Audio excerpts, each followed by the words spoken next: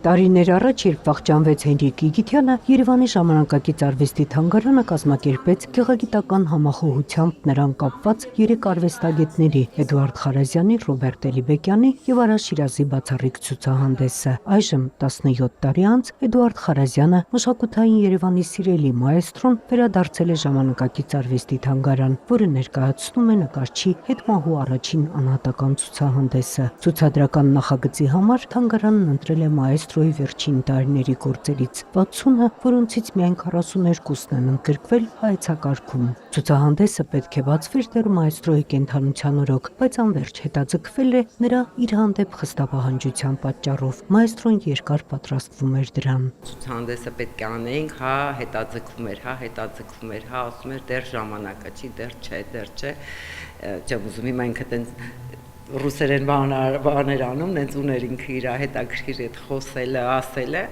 բայց շատ էինք ուզում, որովհետև ամեն գնալուց տեսնում էր ինչ-որ մոլբերտի վրա նոր գործ դրած, ինչ-որ նորը սկսած, մեկ էլ դա հանած դրած էր, կողքից մյուսը արդեն սկսած էր։ Այս ցուցահանդեսում արվեստասերների գնահատմանն է ներկայանում միանգամայն նոր եւ անսպասելի Խարազյան, վերստին վկայելով, որ մաեստրոն փորձարկումների սիրահար էր ու թեև շատ դեպքերում գործերն անավարտության դրոշն ունեն, բայց խարազյանական խիտ բազմագույն պատկերներին փոխարինելու են եկել գրեթե եթերային թեթևությունն ու նուրբ գունախաղերը։ Դժվար է անգամ պատկերացնել, որ Նազարստան նկարաշարի հեղինակը կարող էր այդչափ ընդլայնել իր գեղանկարչության սահմանները։ Ցուցադրական հայեցակարգի հեղինակը փաստում է, սա նաև Խարազյանի վերջին շրջանի նոր հայացքի ու նոր մոտեցումների արդյունքն է։ Ես հոգնել եմ նկարիչ աշխատելուց, ասեց հոգնել եմ, այդ ինչա գիծը,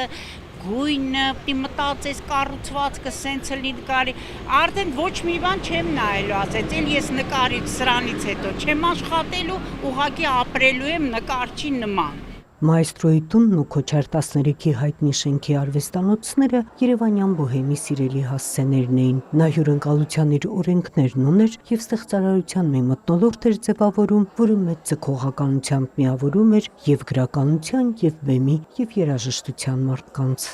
Սկսվեց այդ բոլորը տնից, բնակարանից, հենց այդ է բանը, որ երբ որ արվեստանոցը ստացավ, ասեցի, ես ես դուրը փակում եմ,